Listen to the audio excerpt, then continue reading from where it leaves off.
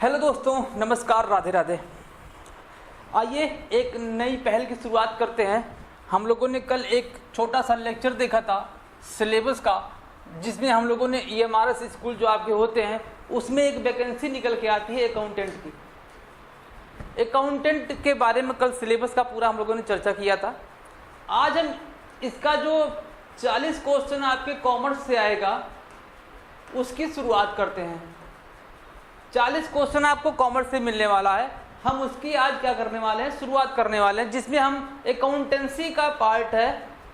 Accountancy में ये part दिया गया है पार्टनरशिप का आज हम इंट्रोडक्शन देखेंगे और एडमिशन पर थोड़ा बहुत चर्चा करेंगे। 2 से 3 क्लास आपके पार्टनरशिप में लगने वाले हैं। आज इसका हम इंट्रोडक्शन देखेंगे और एडमिशन पर चर्चा करने वाले हैं, ठीक है। देन इसके बाद इस पर क्वेश्चन कैसे आएंगे उसको भी हम बखूबी देखेंगे। पार्टनरशिप क्या होता है मेरे भाई?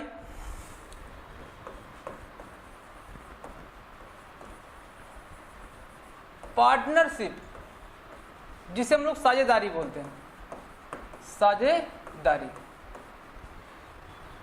जब 2 या 2 से अधिक व्यक्ति मिलकर कोई काम करते हैं तो उसे सिंपली हम पार्टनरशिप कहेंगे, साझेदारी कहेंगे। कितने व्यक्ति? 2 या 2 से अधिक, 2 से अधिक मिलकर जब कोई काम करेंगे तो वो पार्टनरशिप कहलाता है। क्या ये सही है? बिल्कुल सही है। लेकिन इसमें एक शब्द और जुड़ जाएगा, लाभ के उद्देश्य से अगर वो काम किया गया है तब। अब पूरा कंप्लीट सेंटेंस बन जाएगा कि जब 2 या 2 से अधिक व्यक्ति मिलकर कोई व्यवसाय करते हैं, वो भी लाभ के उद्देश्य से, तो वह क्या कहलाता है? साझेदारी कहलाता है। अब क्या कहलाएगा? साझेदारी कहलाएगा। मस्ट क्या है इसमें? 2 कम से कम व्यक्ति होने चाहिए। अधिक से अधिक कितने व्यक्ति हो सकते हैं अभी मैं बताऊंगा, अधिक से अधिक कितने व्यक्ति हो सकते हैं। दूसरा बात क्या है? लाभ के उद्देश्य से वह काम होना चाहिए। तीसरा क्या है? उसमें एक व्यवसाय, मतलब कि कोई ना कोई कारोबार होना चाहिए। 3 फैक्ट आपको मिला। कम से कम 2 व्यक्ति, अधिकतम अभी मैं बताऊंगा कितना, लाभ के उद्देश्य से जब काम करेंगे तो, और कोई ना कोई पर्पस होगा, कोई ना कोई व्यवसाय होगा, तब वो क्या कहलाएगा? साझेदारी कहलाएगा। और मजे की बात मेरे भाई, अगर आप देखोगे कंपनी का पंजीयन कराना मस्ट होता है। हम लोगों ने देखा है कि जो कंपनी होते हैं उनका रजिस्ट्रेशन होना मैंडेटरी है, लेकिन पार्टनरशिप में ऐसा नहीं है। आपके ऊपर जो साझेदार होते हैं उनके ऊपर डिपेंड होता है कि वह रजिस्ट्रेशन करवाते हैं कि नहीं करवाते हैं। तो आपसे अगर क्वेश्चन बन जाए क्या साझेदारी का पंजीयन कराना अनिवार्य है, तो अनिवार्य नहीं है। वो क्या होता है? ऐच्छिक होता है। साझेदारों की इच्छा पर होता है कि वह पंजीयन कराना चाहता है कि नहीं कराना चाहता है। लेकिन साझेदारी का पंजीयन होना आवश्यक होता है। क्यों? क्योंकि यदि पंजीयन नहीं हुआ होता है तो साझेदारी फर्म किसी तीसरे व्यक्ति या दूसरे व्यक्ति पर कोई केस या वाद दायर नहीं कर सकती है, जबकि दूसरा व्यक्ति साझेदारी फर्म पर क्या कर देगी? केस या वाद दायर कर सकती है। ये डिसअपॉइंटेड है यदि पंजीयन नहीं हुआ होता तो इसलिए साझेदारी का पंजीयन भी आवश्यक है। मैंडेटरी नहीं है लेकिन आवश्यक है। किस केस में? जब दूसरे व्यक्ति से कोई विवाद हो जाए, उस केस में, उस कंडीशन में साझेदार अपने साझेदारी दूसरे व्यक्ति पर केस ना कर पाएगा तो प्रॉब्लम क्रिएट हो सकता है। इससे साझेदारी फर्म को लॉस भी हो सकता है, इसलिए इसका होना आवश्यक है। तो इसका पंजीयन होना आवश्यक है जबकि मैंडेटरी नहीं है। ये इच्छा पर डिपेंड होता है। दूसरा, क्या ये वैधानिक है? नहीं भाई, बिल्कुल भी इसमें कोई वैधानिकता नहीं है, कोई लीगलिटी नहीं है, क्योंकि ये ना तो किसी संविधान या फिर कोई एक्ट के थ्रू इसमें कोई रजिस्ट्रेशन हुआ होता, तो ये लीगल नहीं है। वैधानिकता इसमें बिल्कुल भी नहीं है। तो ये क्या है? वैधानिकता इसमें नहीं है। और देखेंगे जो साझेदारी फर्म होता है, उस साझेदारी फर्म में जो 2 या 2 से अधिक व्यक्ति होते हैं वो क्या सब मिलके काम करेंगे? नहीं। हो सकता है कि वो सब मिलके काम करें, हो सकता है कि उन सब के बिहाफ पर कोई एक व्यक्ति या दो व्यक्ति उनके बिहाफ पर काम करे, ये कंडीशन अप्लाई हो सकता है। क्या कारोबार को सबके द्वारा मिलकर चलाया जा सकता है, या फिर उनमें से किसी एक या कुछ पर्सन के द्वारा जो उनकी लायबिलिटी को पूरा करेगा, तो एक कंडीशन ये बन सकता है। और कंडीशन क्या है, मैंने बोला कि लाभ के उद्देश्य से, और जो कारोबार होगा वो बंटवारा भी होना चाहिए। उनके एग्रीमेंट के अनुसार जो उनमें अनुबंध हुआ है, कॉन्ट्रैक्ट हुआ है कि ये पार्टनरशिप हम फर्म स्टेबल कर रहे हैं, उसके बीच में उन सबके बीच में एग्रीमेंट हुआ है, जो लाभ होगा कंपनी साझेदारी फर्म इतने रेशियो में, रेशियो क्या डिसाइड होगा उनके बीच में होगा, इतने रेशियो में लाभों को बांटा जाएगा, तो लाभ का बंटवारा भी होना चाहिए। तो साझेदारी फर्म में दो या दो से व्यक्तियों का होना, कारोबार का होना, लाभ के उद्देश्य से काम करना, कोई व्यवसाय का होना, या फिर लाभों का बंटवारा करना, ऐच्छिक है पंजीयन कराना, और ये संवैधानिक नहीं है, वैधानिकता इसमें नहीं होता। ये 4-5 इसमें लक्षण पाए जाते हैं। अब मैंने कहा कि किसी भी साझेदारी फर्म में संख्या क्या, संख्या देखो, संख्या दो प्रकार से इसको कैटेगराइज किया गया है। मिनिमम तो आपको पता है कि मिनिमम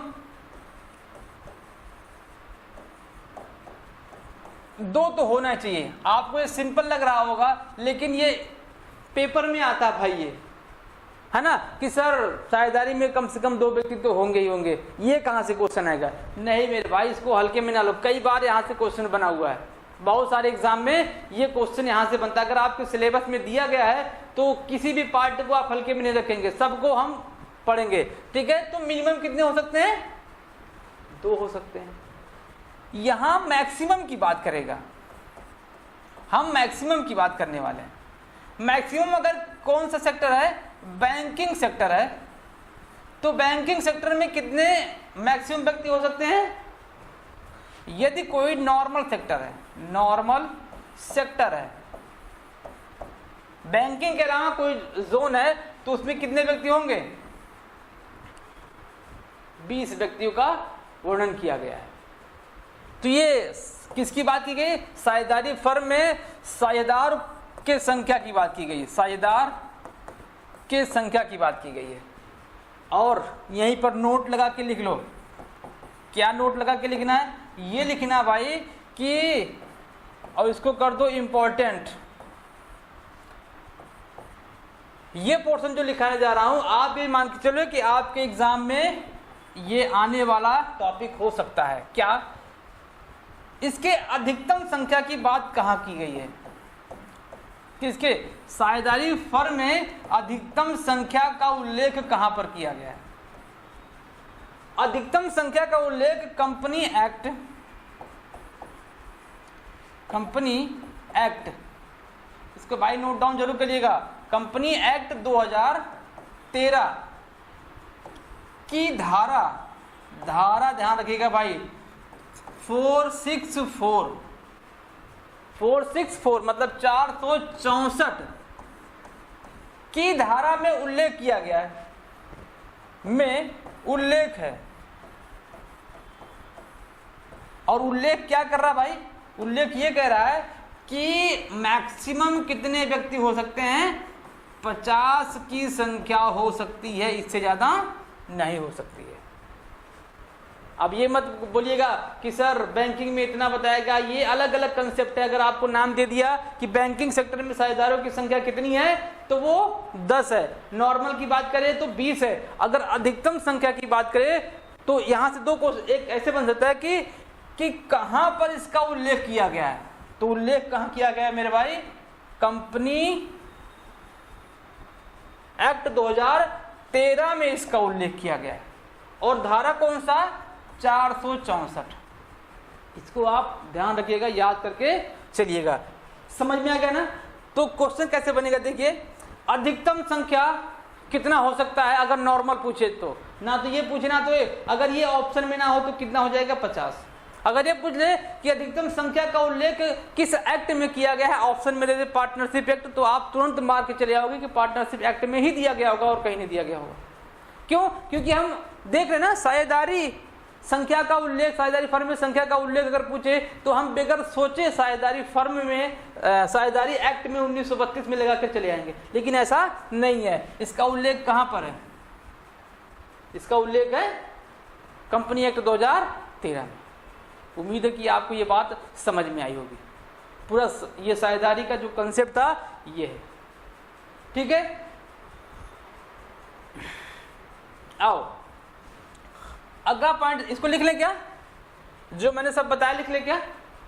चलो देखते हैं। आप लोग इतना समझदार हो तो आप लोग नोट डाउन जरूर किए होंगे जो मैंने बताया। कुछ मैं परिभाषा लेके आया हूं, इसमें 3 परिभाषाएं हैं। आपको एक परिभाषा ध्यान रखना है, कौन सा? वो भी जो पार्टनरशिप एक्ट 1932 में कहा गया है, वो भी सेक्शन 4 में, ये ध्यान रखना है। बाकी वो किम्बाल एवं किम्बाल ने परिभाषा दिया है, मैंने केवल समझाने के लिए आपको ये रखा हुआ है कि साझेदारी फर्म का मीनिंग क्या होता है, अर्थ क्या होता है। देखो, भारतीय साझेदारी अधिनियम 1932 की धारा 4 में कहा गया है, एक एक पॉइंट ध्यान सुनिएगा।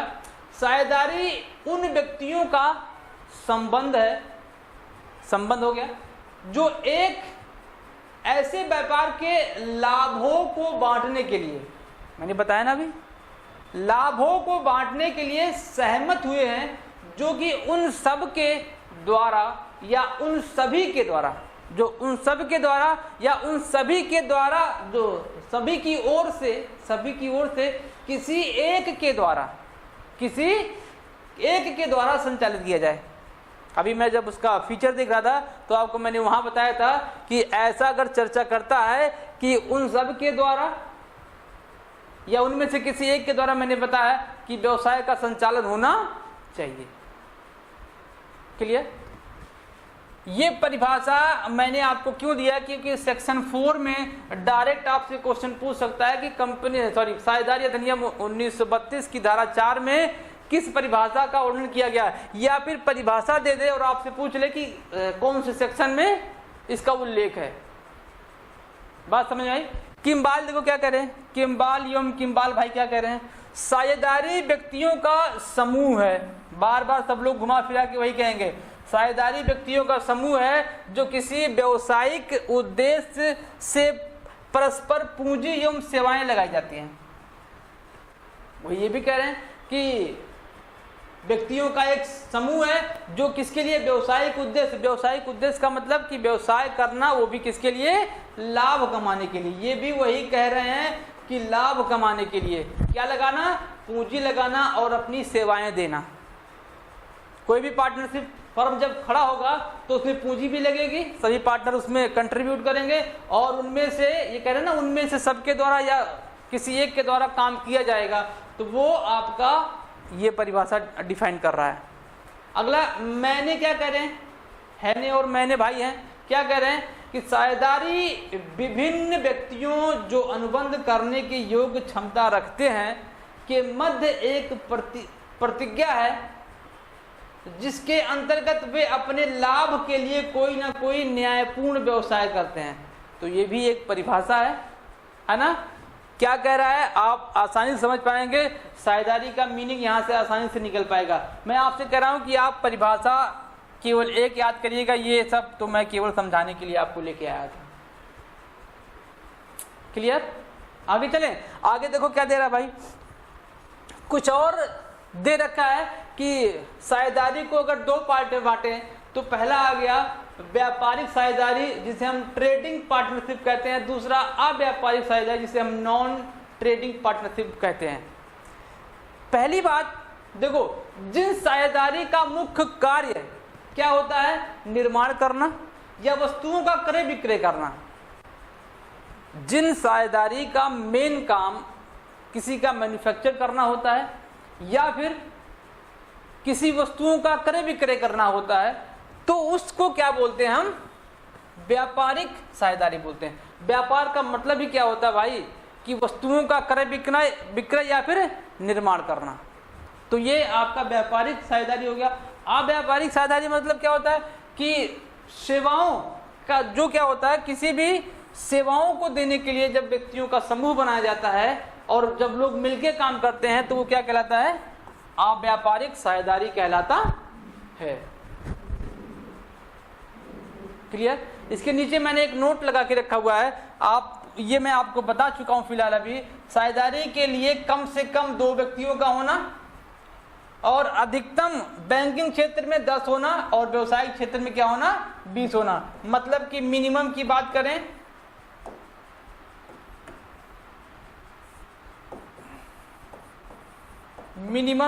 करें तो 2 कह रहा है। अगर हम मैक्सिमम की बात करें तो 10 और 20 का बात कर रहा है। क्लियर? 10-20 याद करके रखिएगा। और अधिकतम संख्या का उल्लेख कहां किया गया है, सेक्शन 464 कंपनी एक्ट 2013 में। आगे चलें, आओ आगे चलते हैं। अब कुछ इंपॉर्टेंट फैक्ट, इससे पहले आप ये देख लीजिए कि जो वो इंपॉर्टेंट फैक्ट है उससे पहले हम ये देख लेते हैं कि साझेदारी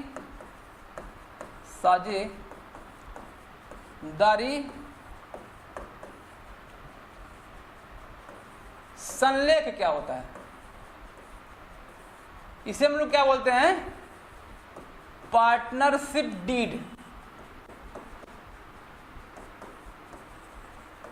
पार्टनरशिप डीड इसे बोला जाता है। और ये क्या होता है, साझेदारों के द्वारा,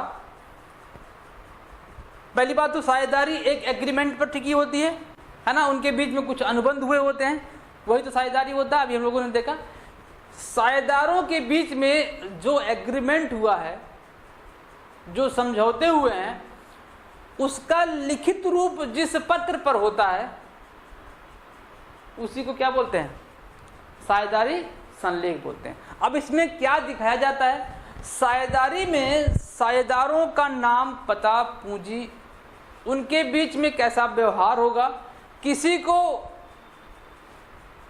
सैलरी मिलेगी तो कितना मिलेगी, पूंजी पर ब्याज दिया जाएगा तो कितना दिया जाएगा, आहरण पर ब्याज मिलेगा कि नहीं मिलेगा, अगर मिलेगा तो कितना मिलेगा, अगर साझेदारी फर्म ने किसी साझेदार से लिया है तो उस लोन पर कितना ब्याज उसको दिया जाएगा, साझेदारी फर्म का उद्देश्य क्या है, साझेदारी फर्म का एड्रेस कहाँ है, उसका ऑफिस कहाँ है,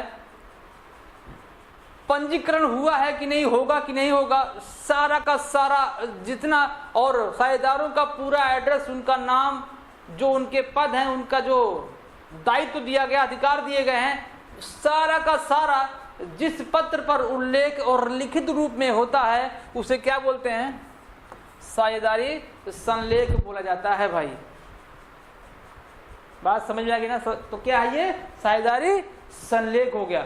अब साझेदारी संलेख अगर ना हो, कंपनी साझेदारी फर्म ने डीड ना बनाया हो तो क्या होगा, उस कंडीशन में साझेदारों को कितना रेशियो पर प्रॉफिट को दिया जाएगा, ऋण पर ब्याज दिया जाएगा कि नहीं दिया जाएगा, इन सब का उल्लेख कहां पर किया गया है, ये देखो। ये सारी बातों को मैंने एक इकट्ठा पेज पर रखा हुआ है। क्या होगा जब साझेदारी संलेख अनुपस्थित होगा, मतलब नहीं बनाया गया होगा। तो पहला देखिए क्या कह रहा है कि प्रत्येक साझेदारों को व्यापार के संचालन अथवा प्रबंध में भाग लेने का अधिकार होगा। कहां पर, प्रत्येक साझेदार को व्यापार के संचालन में, ऑपरेट करने में या फिर प्रबंध में, मैनेजमेंट सिस्टम में क्या लेने का, वो भी वहां पर भाग लेने का राइट्स उनको प्राप्त होगा अगर संलेख अनुपस्थित है। अगर संलेख उपस्थित है तो उसमें लिखा होगा कि भाई ये व्यक्ति प्रबंध में भाग नहीं लेगा, ये व्यक्ति प्रबंध में भाग लेगा। तो अगर नहीं है तो जितने भी पार्टनर्स होंगे सबको ये अधिकार प्राप्त होगा। दूसरी बात क्या कह रहा है कि यौम व्यापार के संचालन से संबंधित अपने कर्तव्यों को श्रम पूर्वक करना है। जितने भी उनके कर्तव्य हैं ईमानदारी से उनको करना है, कोई लापरवाही नहीं बरतनी है। पहला कंडीशन हुआ ना कि यदि संलेख उपस्थित ना हो तो पहला कंडीशन उसको ये राइट्स प्राप्त होंगे। दूसरा कंडीशन देखिएगा, साझेदारों के मतभेद का निर्णय बहुमत से किया जाएगा। जितना भी साझेदारों के बीच में क्या हुआ होगा, मतभेद या फिर किसी भी कारण से झगड़ा वगैरह हो जाता है कि प्रॉफिट का कैसे क्या होगा,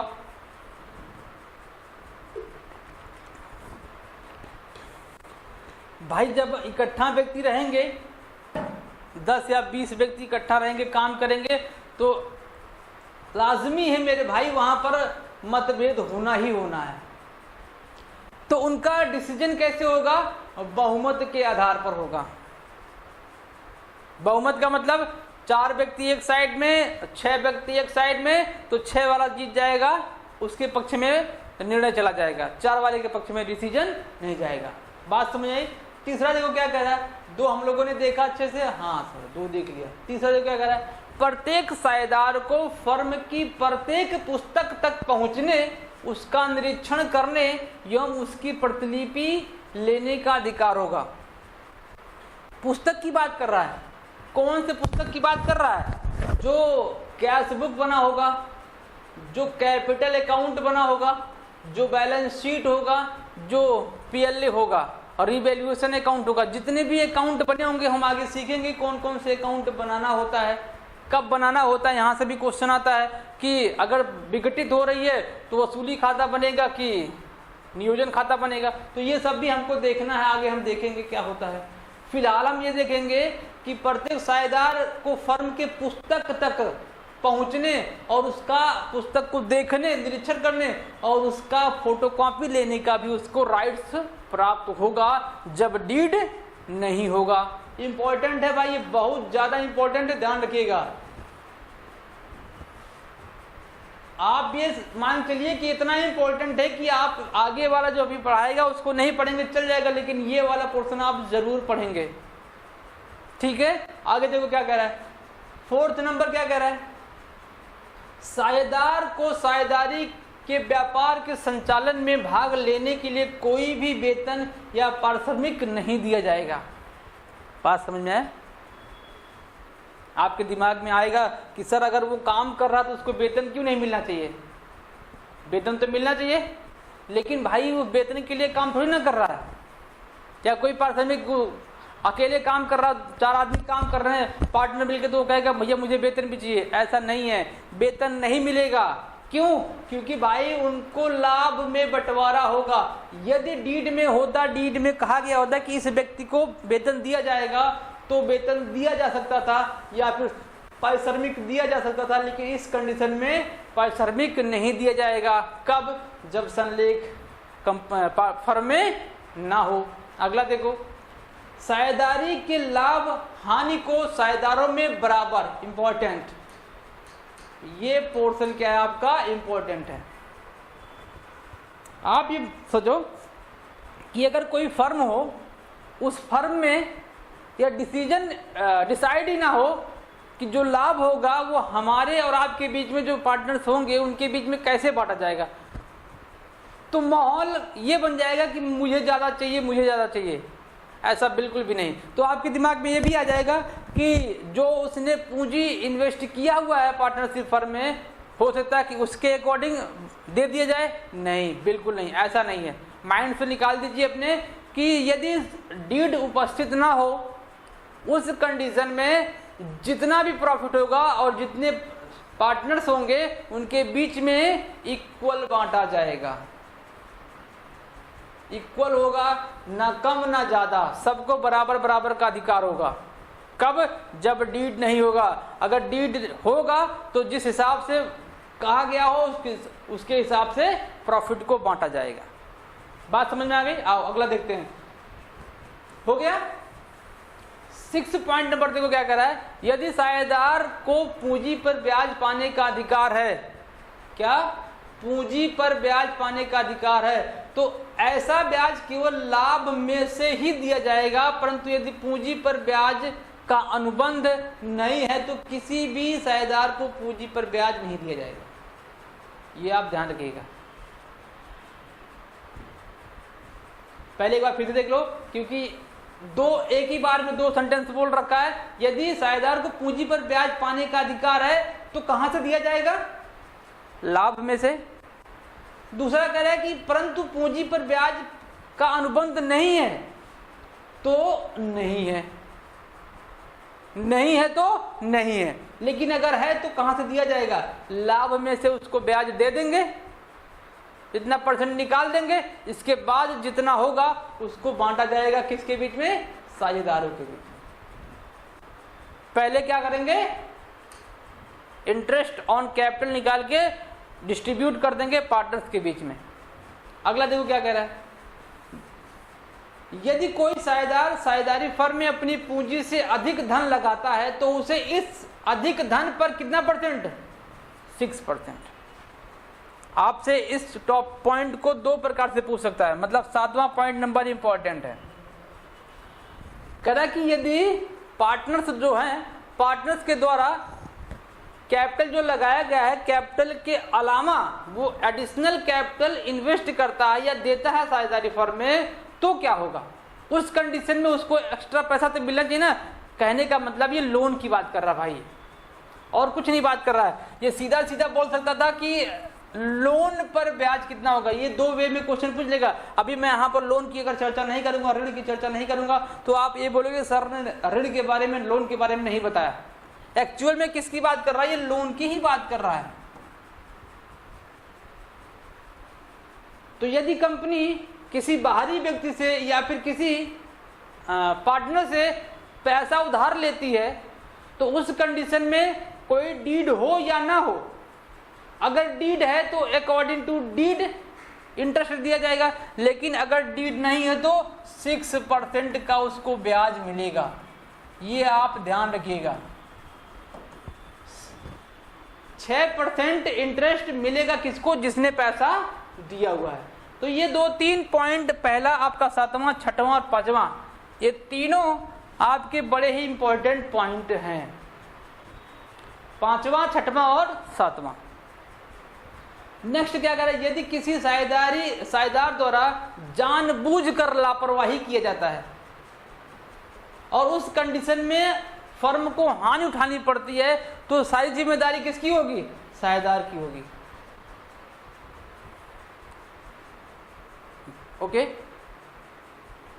10 पार्टनर्स हैं, 10 में से 2 पार्टनर जानबूझकर कोई गलती कर रहे हैं, उस गलती की वजह से फर्म को बार बार हानि हो रही है, उस हानि का उत्तरदायित्व तो उन दोनों पार्टनर्स पर जाएगा, बाकी 8 सेव रहेंगे। वो दायित्व तो किसका होगा? जो गलती कर रहा है उसी का होगा, और किसी का नहीं होगा। बात समझ आ गई ना? अगला देखो, यदि कोई साझेदार फर्म की संपत्ति या व्यापारिक संबंध या फर्म का नाम प्रयोग करके व्यक्तिगत लाभ प्राप्त करता है, तो वह सब लाभ उसका हिसाब फर्म को देना पड़ेगा। कहने का मतलब है कि यदि किसी पार्टनर के द्वारा फर्म के नाम का प्रयोग कर खुद उसने पर्सनल इनकम जनरेट किया हुआ है बाहर फर्म के अलावा, तो वो फर्म के अलावा जो उसने इनकम पर्सनल जनरेट किया है, उसका टोटल लाभ कितना हुआ है, उसका डिटेल फर्म को देना पड़ेगा, और फर्म को वो पूरा लाभ उसको देना पड़ेगा। भाई कुल मिलाजुला के यही है। वो पर्सनल इनकम अपने पास नहीं रख सकता, टोटल किसको दे देगा? फर्म को दे देगा। ओके, आओ अगला देखते हैं। यदि कोई साझेदार फर्म के समान या फर्म से प्रतिद्वंदिता रखने वाला कोई व्यापार करता है, तो उसे उस व्यापार से उपार्जित लाभ व उससे संबंधित हिसाब फर्म को देना होगा। यही बात सेम आ रहा है।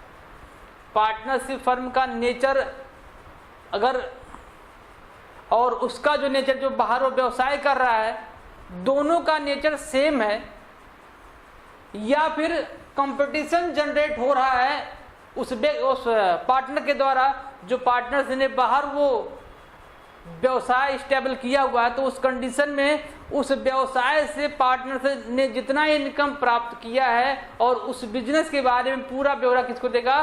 फर्म को लाके देगा। ये बात आप, नहीं तो ये पता लगे कि मेरे भाई कि पार्टनरशिप फर्म में साझेदार ने बिजनेस स्टार्ट किया तो उसको लगा कि भाई यहाँ तो प्रॉफिट हो ही रहा है, लाओ इसी का जो फर्म का नाम है इसी के नाम का यूज करके मैं एक और फर्म अपने हिसाब से डाल लूँ, अपना व्यवसाय स्टार्ट कर लूँ, तो इस नाम के हिसाब से उसका प्रॉफिट जनरेट होगा। तो इस कंडीशन में वो भ्रम में ना रहे। एक्ट में साफ साफ कहा गया है अनुपस्थिति में क्या क्या हो सकता है। बात समझ में आई? अगला देखो एंड लास्ट जो क्या कह रहा है, यदि कोई फर्म जो विशेष अवधि के लिए बनाई गई है, अच्छा विशेष मतलब कुछ अवधि के लिए बनाई गई होगी, और वह अवधि समाप्त होने पर भी कारोबार चलाती रहती है, तो साझेदारों के अधिकार व कर्तव्य वही रहेंगे जो अवधि बीतने के पहले थे। मतलब कह रहा है कि अगर एक पार्टनरशिप फर्म जो 1 साल के लिए बनाया गया था, अब 1 साल की अवधि पूरी हो गई, अब उस कंडीशन में जब 1 साल की अवधि पूरी हो गई, अधिकार चेंज हो सकता है, लायबिलिटी चेंज हो सकता है? तो ऐसा नहीं है, अधिकार और लायबिलिटी चेंज नहीं होगा, सेम रहेगा, जो पहले से था वही अब भी कंटिन्यू होगा, उसमें चेंजेस नहीं आएंगे। क्लियर? तो ये आपके डीड के अनुपस्थिति में कुछ पॉइंट थे और बड़े इंपॉर्टेंट पॉइंट है। एक और छूट रहा क्या? हाँ आ जाओ। साझेदारों की संपत्ति को साझेदारों में बांटने का यदि कोई अनुपात दिया नहीं है तो इसे सब साझेदारों में बराबर अनुपात में बांटा जाएगा।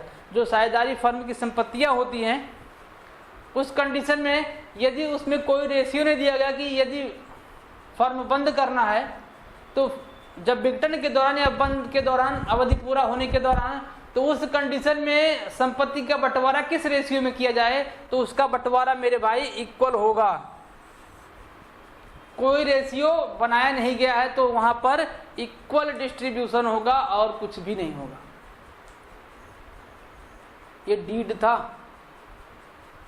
मैं बोल रहा हूं ना कि डीड आप जरूर पढ़िएगा और अधिकतम संख्या के बारे में जो बात की गई है वो आप जरूर पढ़िएगा, और मैक्सिमम और मिनिमम संख्या तो आप पढ़ेंगे ही पढ़ेंगे बैंकिंग और नॉर्मल सेक्टर के कंडीशन में।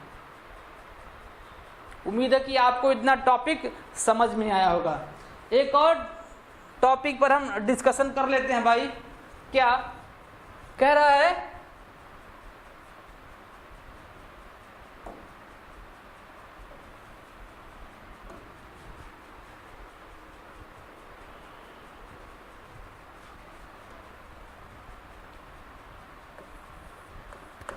पूंजी रखने की विधियां।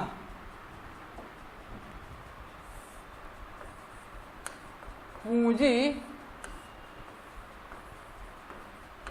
रखने की विधि जो फर्म में साझेदारों के द्वारा पूंजी लगाया जाएगा उसको रखा कैसे जाएगा। रखा जाने का मतलब वो परिवर्तनीय होगा कि अपरिवर्तनीय होगा, मतलब अस्थायी होगा कि परिवर्तनशील होगा। ये 2 प्रकार से हो सकते हैं। पूंजी रखने की विधियां 2 हैं। पहला अस्थायी नेचर का होगा, अस्थायी विधि, जिसे हम लोग क्या बोलते हैं? फिक्स बोलेंगे, फिक्स्ड मेथड। दूसरा देख लो परिवर्तनीय विधि या परिवर्तनशील विधि। इसको किस नाम से जाना जाता है? परिवर्तनशील।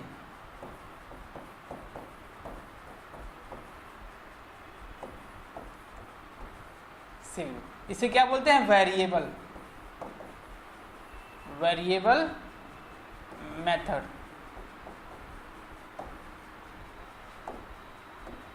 कौन सा मेथड? Variable method. ये मैं 2 लिखाया हूं आपको और एक्चुअल में 2 ही हैं। क्या है? 2 ही हैं। अब यहां पर देखो ये लिखाने का पर्पस क्या है, हमसे विधि से क्या मतलब है मेरे भाई। जब आपका ये टॉपिक शुरू होगा तो इसमें 2 से 3 दिन लगता है जब हम लोग बीकॉम में पढ़ते हैं, लेकिन आपको 2-3 दिन नहीं पढ़ना है। इसका केवल और केवल छोटा सा पॉइंट पढ़ लेना और यहाँ से कल्टी मार लेना है और दूसरे टॉपिक पर जंप कर जाना है। क्या है? आपसे पूछेगा यदि कंपनी, क्वेश्चन कैसे बनेगा, यदि कंपनी नहीं, यदि साझेदारी फर्म की पूंजी अस्थायी है तो फर्म कौन कौन से खाते मेंटेन करेगा, कौन से खाते बनाएगा। ये मैटर है भाई, और कोई मैटर नहीं। देखो अस्थाई की कंडीशन में क्या बनेगा, सबसे पहले बनेगा कैपिटल अकाउंट, दूसरा बनेगा आपका करंट अकाउंट, करंट अकाउंट, और इस कंडीशन में केवल एक बनेगा, और क्या बनेगा वो कैपिटल अकाउंट बनेगा। नोट डाउन कर लीजिएगा जरूर भाई, ये इंपॉर्टेंट है, ये क्या है, इंपॉर्टेंट है भैया। क्या है कि परिवर्तनशील जब कैपिटल होगा तो उस कंडीशन में केवल एक खाते बनेगा, वो भी क्या, पूंजी खाता, कैपिटल अकाउंट। पूंजी क्या होगी, अस्थाई नेचर की होगी, तो उस कंडीशन में एक कैपिटल अकाउंट बनेगा, दूसरा करंट अकाउंट बनेगा। आपके किसी एक एग्जाम में, टीचर वाले एग्जाम में ये आया था कि करंट अकाउंट किस कंडीशन में बनाया जाता है, कंडीशन दिया था अस्थाई पूंजी, दूसरा परिवर्तनशील पूंजी, तीसरा अस्थाई एवं परिवर्तनशील पूंजी, चौथा इसमें से कोई नहीं। तो करंट अकाउंट किस कंडीशन में बनाया जाता है, अस्थाई पूंजी के कंडीशन में बनाया, तो ऑप्शन नंबर पहला ही सही है। उम्मीद है कि आपको ये टॉपिक समझ में आया होगा। आज का बेसिक आपको बड़ा ही अच्छा लगा होगा, सिंपल है ना, एक एक पॉइंट बड़ा इंपॉर्टेंट था, और हम लोगों ने बखूबी एक एक पॉइंट को सीखा क्या कैसे होता है। ठीक है, मिलते हैं आपसे अगले क्लास में इसी का नेक्स्ट पार्ट, जिसमें हम कुछ एडवांस सीखने वाले हैं। और क्या सीखने वाले हैं, ड्राइंग पर इंटरेस्ट और कैपिटल पर इंटरेस्ट कैसे निकालते हैं। जो आपका क्वेश्चन एक होता है ना निकलने वाला, फॉर्मूला तो लगेगा, लेकिन मैं फॉर्मूले से क्वेश्चन सॉल्व नहीं कराऊंगा, मैं केवल आपको कॉन्सेप्ट बताऊंगा। आप कॉन्सेप्ट पर अप्लाई करेंगे तो आपको आंसर आराम से मिल जाएगा, फॉर्मूले के चक्कर में हम नहीं पढ़ने वाले हैं। ठीक है, तो कल का टॉपिक इंपॉर्टेंट होने वाला क्या क्या है, आहरण पर ब्याज और पूंजी पर ब्याज। और ये जो हम लोग सीखे ना, इसका फॉर्मेट हम सीखेंगे कि फॉर्मेट इसमें क्या किया जाता है। सवाल इसका नहीं लगाएंगे, इसका हम ये केवल देखेंगे कैपिटल अकाउंट के डेबिट में क्या जाता है, कैपिटल अकाउंट के क्रेडिट में क्या जाता है, और करंट अकाउंट के डेबिट और क्रेडिट में क्या जाता है, और कैपिटल जो नेचर अलग वाला है उसमें डेबिट और क्रेडिट में क्या जाएगा। और तीसरा टॉपिक होने वाला है पीएलए, बड़ा ही इंपॉर्टेंट टॉपिक होता है कि पीएलए के डेबिट में क्या जाएगा, पीएलए के क्रेडिट में क्या जाएगा। ये तीन टॉपिक आपके परिचय से होने वाले हैं। ठीक है, और ये तीन टॉपिक यकीन मानो कि आपके एग्जाम के पॉइंट ऑफ व्यू से बड़े इंपॉर्टेंट, क्यों, क्योंकि जो आपका अकाउंटेंट का पेपर बन रहा है आज के समय में, वो सवाल ज्यादा पूछ रहा है, कंसेप्ट भी पूछ रहा है, लेकिन सवाल भी ज्यादा पूछ रहा है। मैं आपको दिखाऊंगा जो प्रीवियस ईयर का पेपर हुआ था ईएमआरएस का, उसमें सवाल कितने आए थे। आहरण पर ब्याज का एक क्वेश्चन आया था, उसको कैलकुलेशन करने के लिए बोला था कि इसका कैलकुलेशन कैसे होगा, इंटरेस्ट का अमाउंट कितना आएगा। तो कल का क्लास जरूर देखिएगा, मिस मत करिएगा, क्योंकि हम कल सीखने वाले हैं आहरण पर ब्याज और पूंजी पर ब्याज। ठीक है, मिलते हैं कल, बाय बाय, टेक केयर।